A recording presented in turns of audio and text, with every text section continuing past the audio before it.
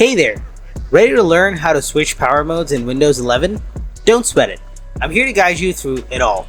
In this walkthrough, I'll walk you through each step, making it super simple. So without wasting any more time, let's get started. Alright, switching power modes in Windows 11 is a breeze compared to the old days. No more hunting through control panels. Here's what you need to do. First things first, fire up the settings app on your computer. Then, over on the left hand side, give a click to System. Next up, click on Power. Now on this screen, you'll spot the power mode feature. To tweak it, just click on that box and choose your desired power mode from the menu that pops up. You've got a few options to pick from. There's Best Power Efficiency, perfect for stretching your laptop's battery life. Then there's Balanced Power Mode, striking a nice balance between performance and efficiency. And lastly, there's Best Performance, cranking your machine up to deliver top-tier performance.